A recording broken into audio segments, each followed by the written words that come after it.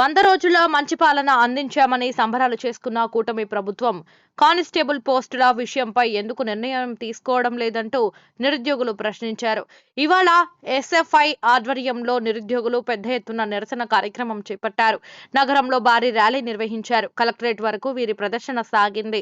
ఈ సందర్భంగా వారు మాట్లాడుతూ గత ప్రభుత్వంలో 6,100 పోస్టులు భర్తీకి నోటిఫికేషన్ ఇచ్చారని, అయితే నియామక ప్రక్రియ పూర్తి చేయడంలో విఫలమయ్యారన్నారు. అందుకే నిరుద్యోగులు అంతా కూటమి ప్రభుత్వాన్ని గెలిపిస్తే ప్రభుత్వం ఇప్పటి వరకు ఎలాంటి నిర్ణయం తీసుకోవడం లేదన్నారు.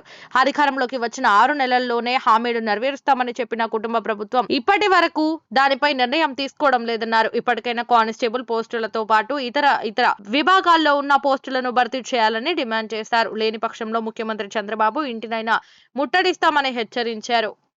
ఈరోజు అనంతపురం నగరంలో కానిస్టేబుల్ ఏవైతే ఉద్యోగాల భర్తీ ఉందో ఆ భర్తీని వెంటనే చేపట్టాలని, కొత్తగా ఏర్పడినటువంటి కూటమి ప్రభుత్వం ఇచ్చినటువంటి హామీని నిలబెట్టుకోవాలని పెద్ద ఎత్తున వందలాది మంది నిరుద్యోగులతో ర్యాలీ చేపట్టడం జరిగింది.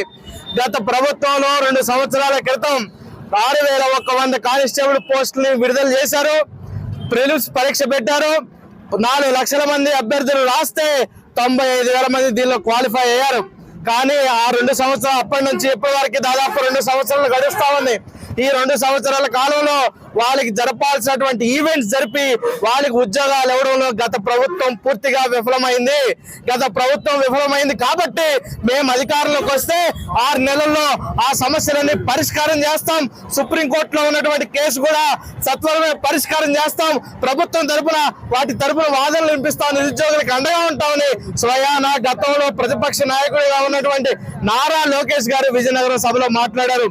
ఇప్పుడు నిన్న 100 రోజుల సంబరాలు జరుపుకుంటా ఉంది కూటమి ప్రభుత్వం.